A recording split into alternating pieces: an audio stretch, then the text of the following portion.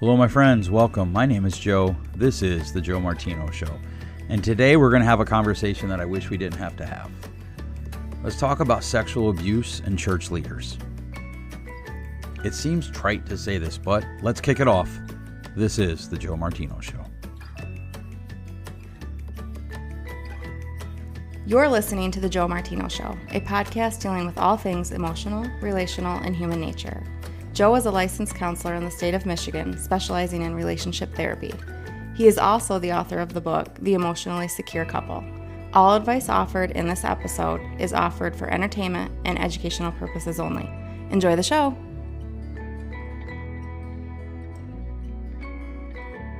All right, good morning or good afternoon or good evening whenever you're listening to this. I hope that today is going well for you. I hope that your summer's going well. It's crazy to me that we are almost done with the first 6 months of the year, and we had something planned for today that we're going to skip. We're going to forego. We're going to move right into another topic that is just kind of fresh in my mind, and we're going to back what was scheduled for this week up to next week.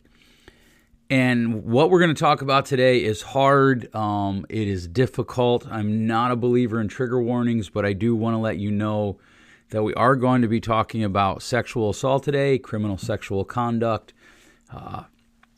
We're going to be talking about it in terms that are, I believe, appropriate for all ages.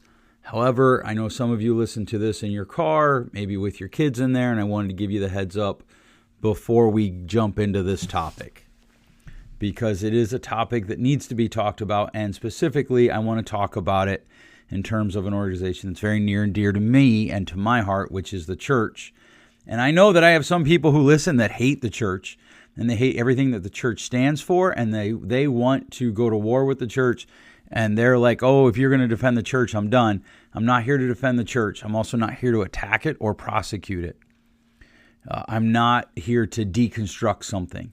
I am here today to call out something that I think needs to change, to invite the church universal, to invite more people inside the church to something that I believe is more helpful and more beneficial in how we talk about criminal sexual conduct inside the church. If you don't know, there's a guy named Robert Morris who was a pastor at a church in Texas, who it came out last week. He resigned for, quote, having a inappropriate relationship with a woman other than his wife. Some organizations said that he had an extramarital affair. Some blogs, some news articles led with he had an extramarital affair. Some said that it was a sexual assault, which it was, and here's why. When he was 20, he groomed and had sex with a girl that was 12, and that lasted for 5 years. She's been in therapy. There's emails that have been released between he and her. There are emails that have been released between the church. There's conflicting messages out there. Some messages say that his current church, Gateway Church, didn't know. The elders didn't know that it was a minor. They knew that he had an affair. I guess that was something he didn't hide. And so at least he told them that he had an affair. There are emails, though, from the last elder president that seemed to indicate that the board did know that she was a minor, because he talks about it in the email to her. And this is the problem. When we start talking about these things, one of the things we have to do is we have to understand there is a difference between an extramarital affair and assaulting someone. Those are not the same. We can believe they're both wrong, just like if you're in the church, you should believe that there are a lot of things that are wrong, but they aren't all the same. And that is something that we have to accept. And when you lead with, well, he's done so many good things for the last 35 years, I don't know why he has to resign. That's something I've heard, something someone said to me, something someone wrote to me in an email. You're missing the point. He assaulted a 12-year-old girl, and that's what we need to call it. It's assault. And this matters because there was a lot of euphemisms used when this came out. Even Morris, in his own statement, says that he had, and I'm going to try to find it here, I'm going to quote, an inappropriate relationship with a young lady. No, bro, you molested a 12-year-old. And here's the thing. Do I want him to heal? Look, I'm in the business of people healing. I'm in the business of people changing. Of course, I want this guy to find healing. But one of the things you got to admit with what was going on. And so, you know, there's a bunch of different things out there. But I've had people tell me, well, for 35 years, he's been good to go. Okay, maybe, I don't know that, but maybe, I guess. She was 12 and it went for 5 years. And if you read her account of it, it's pretty scary. Her story rings true and he's admitted to it. And here's the thing that I don't understand. We, as a church, we're not calling it abuse. There's too many people not calling it abuse. I'm sure that there are people out there who are. But it's abuse. Plain and simple, it's abuse. And this matters because language matters. Right? And you know, I'm hearing all sorts of crazy things. So I want to talk a little bit about what this is not. This is not, quote, an attack of the devil. This didn't come out now because the devil doesn't want Donald Trump to win the election. And this guy was somehow connected to Trump's last campaign, which I think is stupid. For every pastor that goes and joins some political campaign, I think it's stupid. And when Donald Miller was touring with Barack Obama after vilifying anyone who toured with the previous president before that, I thought that was stupid. As Christians, too often, we just want the other team to stop. And so when Morris did this, I think this is dumb. And I really think it's dumb when I hear people say, this is just an attack from the devil because the Lord doesn't want Donald Trump, or the Lord wants Donald Trump to win, but the devil doesn't. But here's the thing. We just have to look at this unflinchingly for what it is, because that's how we move forward and get healing.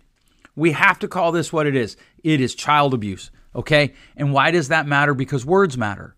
Just like back when we said defund the police, and that was a whole movement, and I would say to people, that doesn't make very much sense to me. I don't understand. What are we talking about here? And people would say, well, they don't actually mean defund the police. They mean this or that. And I said, okay, well, the great thing about the English language is it's a robust language. We should use the words then that we actually mean, because that will help us be able to communicate better. And so the other day I wrote this. I said, can we please stop saying that Robert Morris had an extramarital affair? He assaulted a 12-year-old girl. The church helped him cover it up. We need to look unflinchingly at this and call it what it is. It's unlikely she's the only one. Now, since then, I've had enough people reach out to me and say, hey, I don't think the church actually helped him cover it up. I don't know. I will be honest. I want to be transparent. There is certainly enough material that he may have deceived them. He may have kept from them the reality of what he did, and he covered it up. But that doesn't actually make me feel a whole lot better. Shouldn't they have had some due diligence? Like, well, hey, who's the woman? How old is she? What's her name? Where'd you meet her? Those kind of questions. But what I really want to talk about is less like, hey, why I think this is bad, because that should be obvious. I want to talk more about our response. And by our response, I really do mean the church universal here. On my own post, there's a guy who lives near me who was like, well, Jesus can heal anybody. You know, there is these, I just want to read one of his comments. Maybe he deleted them. But he talked about like, hey, Jesus can, you know, if everybody who had sin has to be kicked out, then the churches would be empty. And that's true. And I don't think that it's, I don't think that we're hypocrites to admit, hey, you know what? The church is full of sinful people. However, this guy, like, oh, here we go. If everyone committed sin who was pressured for the church, it would be an awfully empty place, like literally 100% completely empty. I agree. We all sin. We all make mistakes. We've all done things that we wish we could take back. Everybody sins, right? Even if it's just a person who thinks they don't sin, because then that would be pride. But here's the thing.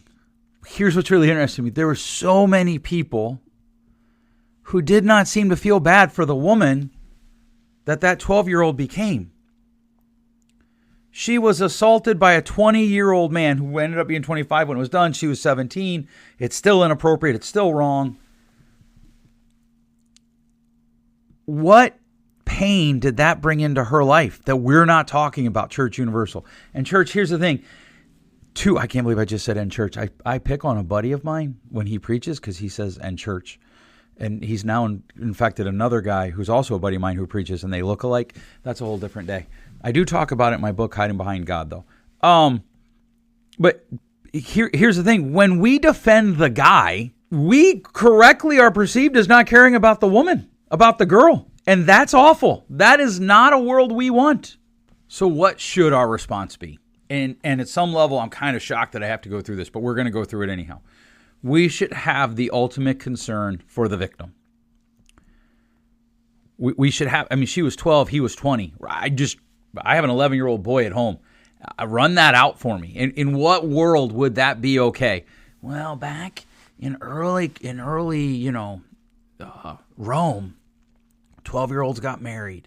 They also died way younger, right? It's just a different world. And so we need to focus. We need to focus on the victim. Now, look, I am all for helping this guy find restoration, finding forgiveness. But there's enough out there that it certainly looks like he covered up facts. And does he have to tell everybody? No. But there is a lot out there about the guy that kind of makes it a little scary when I dig into him, right? For instance, in 2014, he preached a message about how Paul was infected by a demon. That's a little weird. I found multiple clips of him talking where he presents himself in the affair as the victim. He was seduced. He literally said that. And you know what? I thought about, I could just put the links up. No, go do the research. Go look for it. But he talks about how he got caught up in an affair when he was young. He's not proud of it. He had pride, blah, blah, blah, blah, blah. But he was seduced by a 12-year-old girl. He wanted to stop, but he was seduced. I had an inappropriate relationship with a young lady, and I kind of get it because, right, I do believe everybody gets to have their defense. They all have the constitutional right to privacy or to not incriminate themselves. And if he puts out there what he actually did, maybe that gets used against him in court. Although from what I'm reading, there is no possibility of court because the statute of limitations. I don't really understand all the legal part. I skipped all the days of law school. But we have to focus on how do we protect innocent people? How do we protect the victim? How do we help her heal? That has to become the primary focus. And these are not mutually exclusive. We can look to how do we help him find forgiveness, find restoration? How do we help him protect his marriage if that's what his wife chooses? But what we can't do is look away from this. And I get it. There's a lot of people out there that they found something they can beat the church with. But we can't look away from this because of that. Church history is replete with pillars of the faith who did awful things. And we can go all the way back to the apostles. Paul was literally a murderer. David, murderer, had affairs. I get it. But we can't look away. They didn't look away. They looked at it unflinchingly. They looked it in the eye and they said, this is what happened. And that's where we start. We protect the victim. We look unflinchingly at what happened. We look and we say, this happened and it was wrong. With no yeah, but he's preached so great for 35 years. Because the truth is, I don't think he has. I think anybody, in fact, I made an interesting statement to my wife. Every person that I've ever met that's gone through trauma and has what I call trauma brain, right? There are people that think they're people smart, and really what they are is trauma smart. They pick up on people who are not safe. And literally every client that I've had who's heard his sermons, man, there's something wrong with that guy. There's something off about that guy. There's something about that guy that scares me. My wife and I would talk about it because people that we love and respect loved his messages. And we would be like, oh, man, I don't know. There's a manipulative tone to his sermons. Because abusers are manipulative. They manipulate their victim into a position. And that's how that goes.